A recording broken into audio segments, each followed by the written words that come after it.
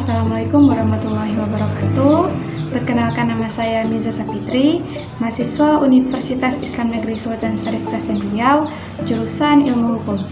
Baiklah, di sini saya akan menjelaskan tentang latar belakang pembentukan Pengadilan Hak Asasi Manusia di Indonesia. Apakah pembentukan Pengadilan Hak Asasi Manusia merupakan suatu proses politik hukum yang terjadi di negara Indonesia? Jadi begini, politik hukum itu merupakan suatu aktivitas untuk menentukan suatu pilihan mengenai tujuan hukum yang terjadi di dalam masyarakat, yang mana ini merupakan salah satu faktor yang menyebabkan terjadinya dinamika di dalam masyarakat. Karena di dalam politik hukum mengarah kepada asas ius constituendum. Dalam konsep demokrasi, dengan memperhatikan dinamika di dalam masyarakat yang berkembang, maka beberapa hal mengharuskan penegakan hak asasi manusia sebagai akibat dari perkembangan politik hukum yang terjadi. Di dalam demokrasi, permasalahan hak asasi manusia merupakan permasalahan yang sangat krusial. Permasalahan hak asasi manusia merupakan permasalahan yang sangat diperhatikan di dalam politik hukum suatu negara. Jadi, pembentukan Pengadilan Hak Asasi Manusia di Indonesia juga bisa dikatakan merupakan salah satu proses politik hukum yang terjadi. Latar belakang pembentukan Pengadilan Hak Asasi Manusia di Indonesia. Orde Baru yang memerintah selama 33 tahun, yaitu dari tahun 1965 sampai 1998, banyak dicatat melakukan pelanggaran-pelanggaran HAM berat, di mana pada saat itu pemerintah yang memerintah melakukan pemerintahan secara otoriter, banyak melakukan pelanggaran-pelanggaran HAM, yang mana pelakunya sendiri adalah negara dan aparatnya.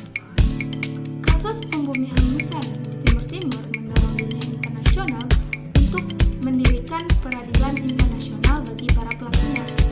Misalkan untuk adanya peradilan internasional ini, khususnya pelanggaran hak asasi manusia berat yang terjadi di Timur Timur, menguat. Bahkan Komisi Tinggi Hak Asasi Manusia untuk hak-hak asasi manusia telah mengeluarkan resolusi untuk mengetapkan terjadinya pelanggaran hak asasi manusia berat di Timur Timur. Berdasarkan laporan hasil penyelidikan oleh Komisi Penyelidik Pelanggaran Hak Asasi Manusia, telah ditemukan fakta, dokumen, keterangan, kesaksian dari berbagai pihak yang mengarah pada tindakan yang digolongkan sebagai pelanggaran berat hak asasi manusia yang menjadi tanggung jawab negara.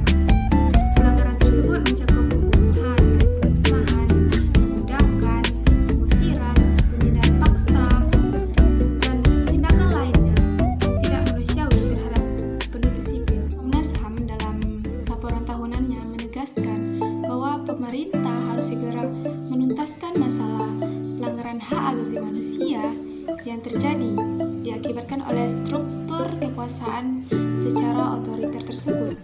Pasca Orde Baru, pelanggaran hak asasi manusia yang berbentuk aksi kekerasan massa, konflik antar etnis yang banyak menelan korban jiwa, serta pembumian luasan Timur Timur pasca jejak pendapat menambah panjang pelanggaran hak asasi manusia yang terjadi. Berbagai pelanggaran hak asasi manusia yang sebelumnya terjadi belum juga dapat terselesaikan, sedangkan gejala pelanggaran hak asasi manusia kian bertambah. Contohnya penyelesaian kasus Tanjung Priuk, Bom Aceh, Papua, dan kasus pelanggaran hak asasi manusia berat di Timur Timur. Selama pra dan pasca sejarah belum ada yang terselesaikan. Atas kondisi inilah sorotan dunia internasional terhadap Indonesia semakin menguat. Berdasarkan kondisi tentang perlunya instrumen hukum untuk mendirikan sebuah pengadilan HAM, maka pemerintah secara cepat mengeluarkan Perpu nomor 1 tahun 1999 tentang hak asasi manusia, yang mana Perpu ini dijadikan landasan yuridis untuk melakukan penyelidikan terhadap kasus pelanggaran berat di Timur Timur. Tetapi Perpu ini ditolak oleh DPR untuk dijadikan undang-undang.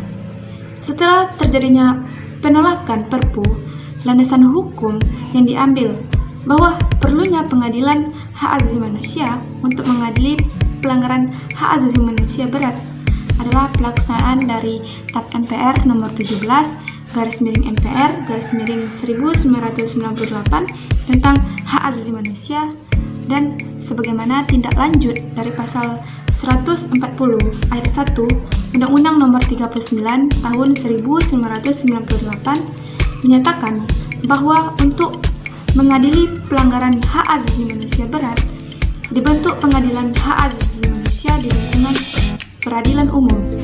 Ayat 2 menyatakan pengadilan sebagaimana dimaksud dalam ayat 1 dibentuk dalam undang-undang dalam jangka waktu paling lama 4 tahun.